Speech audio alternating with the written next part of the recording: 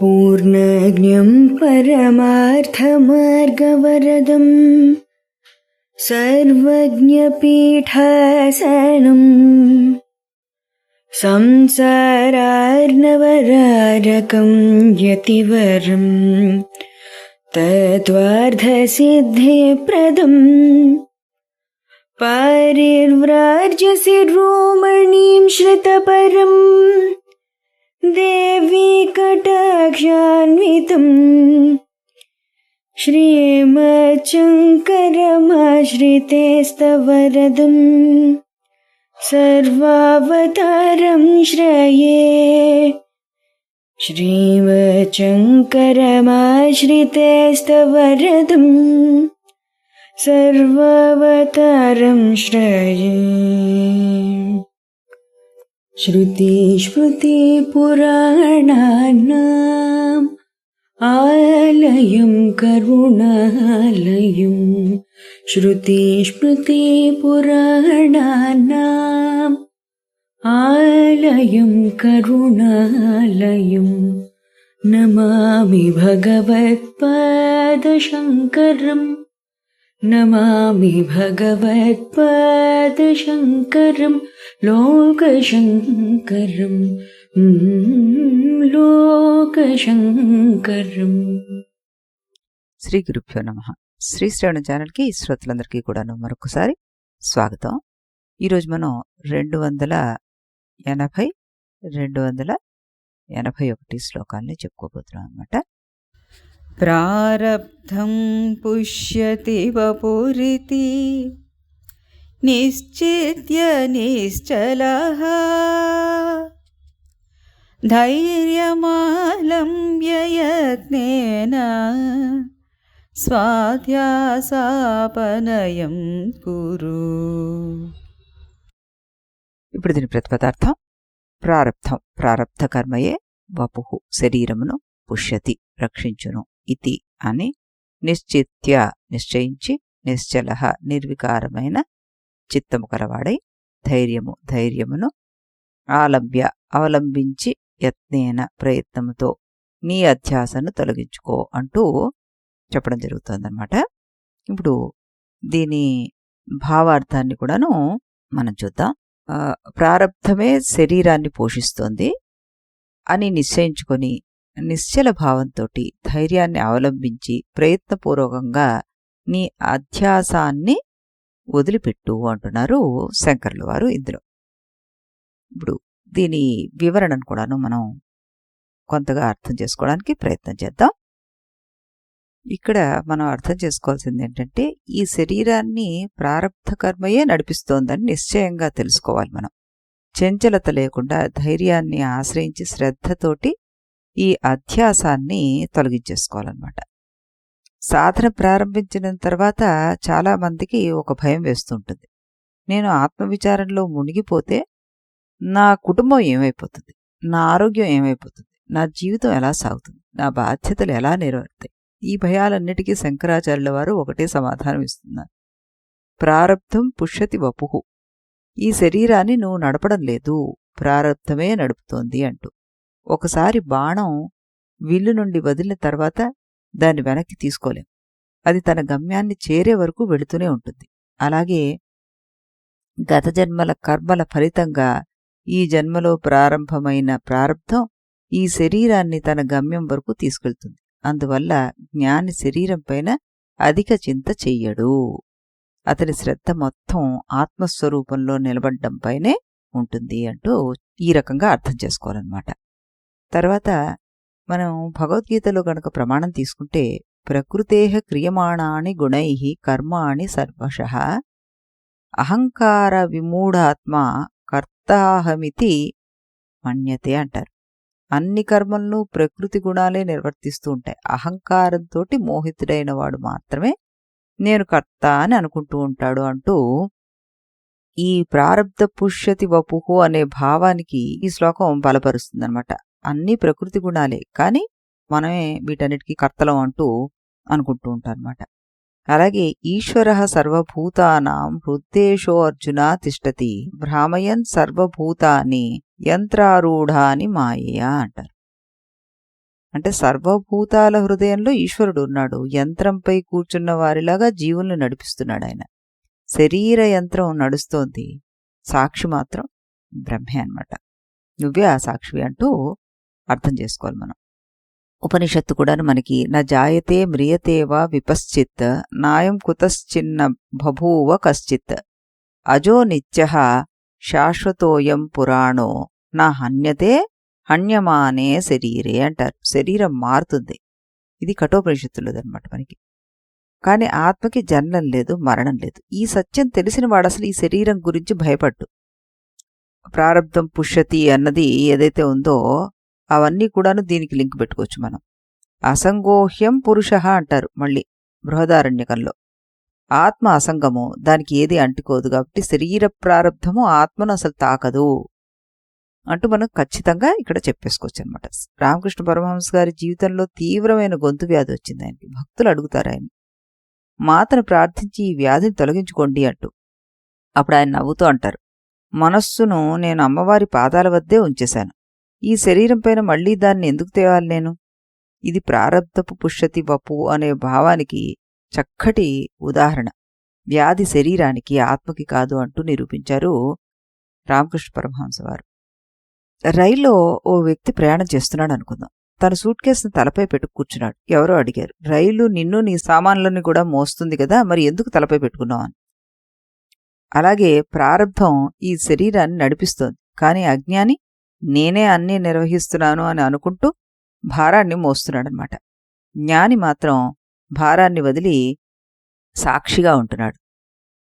శ్లోకంలో గూఢార్థం ఏమిటి అంటే, శరీరాన్ని నిర్లక్ష్యం చెయ్యని ఆయనేం చెప్పడం లేదు. శరీరం పైన అధిక అభిమానాన్ని వదిలేయని చెప్తున్నారు.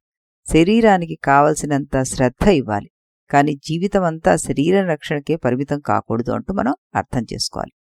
ధ్యానంలో కూర్చున్నప్పుడు ఈ భావాన్ని మనం గుర్తుపెట్టుకుంటే, ఈ శరీరము ప్రారబ్ధానుసారము నడుస్తోంది, నేను శరీరం కాదు, నేను సాక్షి చైతన్య స్వరూపుణ్ణి. ఈ భావన బలపడిన కొద్దీ మనకి భయం తగ్గుతుంది, ఆందోళన తగ్గుతుంది, దేహాభిమానం కూడాను తగ్గుతుంది. అప్పుడు ఆత్మవిచారం సులభం అవుతుంది. శరీరాన్ని ప్రారబ్ధం నడిపిస్తుంది. ఆత్మ ఎప్పుడు అసంగ సాక్షి. అందువల్ల శరీర భయాన్ని విడిచిపెట్టి ధైర్యంతో, స్థిరత్వంతో అధ్యాసాన్ని తొలగించడానికి ప్రయత్నం చేయండి అంటున్నారు శంకరుల వారు. ధైర్యాన్ని ఆశ్రయించి శ్రద్ధతోటి దేహాదుల్లోని అనాత్మభావాన్ని తొలగించుకోండి అంటూ ఇక్కడ చెప్పడం జరిగిందనమాట. చాలా చక్కటి శ్లోకాన్ని మనం విన్నాం. ఇప్పుడు మరో శ్లోకాన్ని కూడాను వినేద్దాం మనం.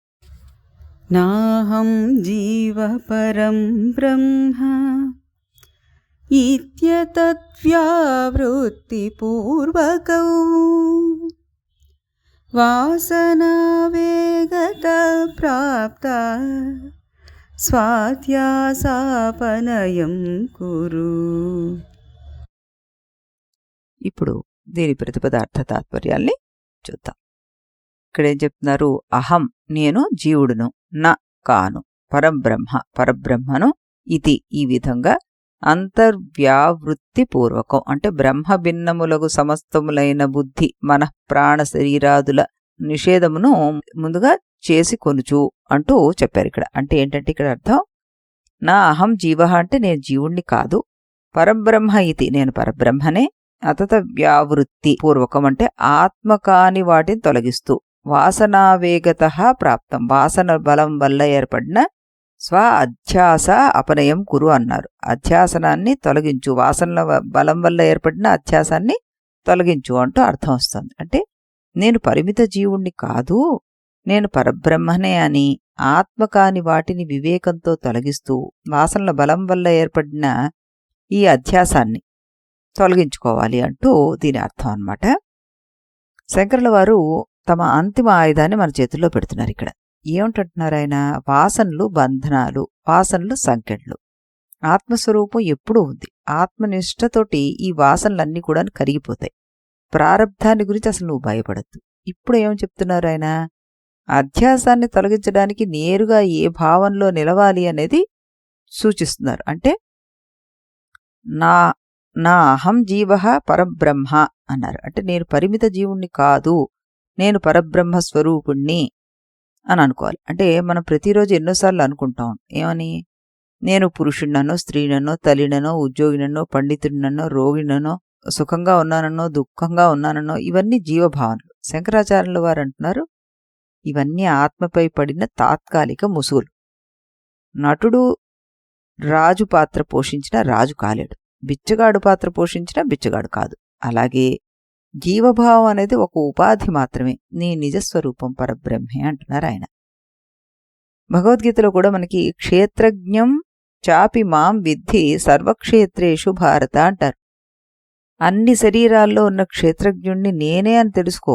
ఒక శరీరంలో ఉన్న జీవుడు కాదు, అన్ని శరీరాలకు సాక్షిగా ఉన్న చైతన్యమే నిజస్వరూపం. అహమాత్మ గుడాకేశ సర్వభూతాశయ స్థిత అన్నారు.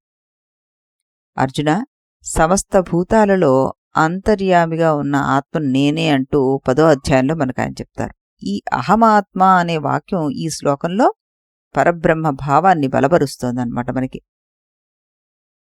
ఇక మనం ఎప్పుడు చెప్పుకునే ఉపనిషద్ వాక్యాలు మనకి ఎలాగూ తెలుసు. అహం బ్రహ్మాస్మి, తత్వమసి ఇవన్నీ కూడా చెప్పుకుంటాం. అంటే ఇది కేవలం జపించడానికి కాదు, అనుభవించడానికి అంటూ ఈ శ్లోకంలో శంకరాచార్యుల వారు మనని ఉద్దేశించి చెప్తున్నారన్నమాట. ఈ జగత్తంతటికి ఆధారమైన సత్యం నీ ఆత్మ, అది నువ్వే. ఇక్కడ ఉపనిషత్తు చెప్పిన తత్వమసిని శంకరాచార్యుల వారు అహం జీవ పరబ్రహ్మ అనే రూపంలో సాధనగా మనకి ఇస్తున్నారనమాట. ఇక్కడ మనకి ఇంకా చక్కటి ఉదాహరణ ఏంటంటే అష్టావక్ర గీతలో ఒక ప్రసిద్ధ వాక్యం ఉంటుంది. అదేం చెప్తుందంటే, తాను ముక్తుణ్ణని భావించినవాడు ముక్తుడవుతాడు, తాను బద్ధుణ్ణని భావించినవాడు బద్ధుడిగా ఉంటాడు, ఏ భావంలో నిలుస్తాడో అదే అతని గతి అంటుంది అష్టావక్ర గీత. ముక్తాభిమానాని ముక్తోహి బద్ధో బద్ధాభిమాన్యాపి కిం విదాంతిహి సత్యేయం యామతి స గతిర్భవేత్ అంటారు.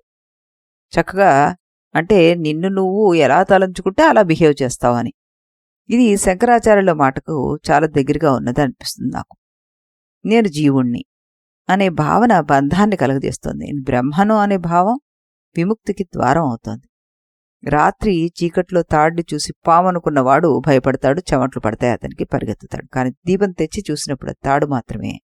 ఇప్పుడు పామును చంపాలా అన్నది లేదు, పాము అసలు అక్కడ లేదు. కాబట్టి అజ్ఞానం పోవాలి మనకి, అంతే. అలాగే నేను జీవుణ్ణి అనే భావం పాము, నేను బ్రహ్మను అనేది జ్ఞానదీపం అన్నమాట. జ్ఞానం వచ్చిన తర్వాత జీవత్వం ప్రత్యేకంగా నశించాల్సిన అవసరం ఏముండదు, అది అసత్యం అని మనకి తెలిసిపోతుంది అంటున్నారు ఇందులో. ఇక్కడ శంకర్ల వారు 2 ముఖ్యమైన రహస్యాలు చెప్తున్నారు. ఏంటంటే అతద్యావృతి అన్నారు. అంటే ఇది నేను కాదు అని తొలగించుకోవడం అనమాట. శరీరం కాదు, ప్రాణం కాదు, మనస్సు కాదు, బుద్ధి కాదు అంటూ తొలగించాలి. పరం బ్రహ్మ. తర్వాత ఏమనుకోవాలట, నేను శుద్ధ చైతన్య స్వరూపమైన బ్రహ్మను అని స్థిరపడాలట. అదే మనకి ఉపనిషత్తుల్లో మనం ఇదివరకు చెప్పుకున్న దాంట్లో నేతి నేతి అంటూ అన్నిటినీ తొలగించి అహం బ్రహ్మాస్మి వరకు ఉన్న సంపూర్ణ మార్గం అంటూ ఇందులో మనం అర్థం చేసుకోవాలి. ధ్యాన సమయంలో ఇలా మననం చేయడం మహా ఔషధం కింద వర్క్ చేస్తుంది అంటున్నారు శంకరుల వారు. జీవభావం వాసనల వల్ల వచ్చింది, బ్రహ్మభావం స్వభావ సిద్ధమైనది. అనాత్మను తొలగించి బ్రహ్మరూపంలో నిలవాలి అంటున్నారు శంకరుల వారు. చక్కటి భావార్థాన్ని మనం వినడం జరిగింది ఇందులో. మళ్ళీ మనం రేపు ఇదే సమయానికి ఇదే ఛానల్లో మరో 2 కొత్త శ్లోకాలతోటి కలుద్దాం. అంతవరకు సెలవు.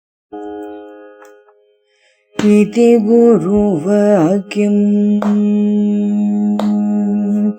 इति गुरुवाक्यम् विधि वेदान्तं विदितारकमिति ब्रह्ममु इति गुरुवाक्यम् विधि वेदान्तं विदितारकमिति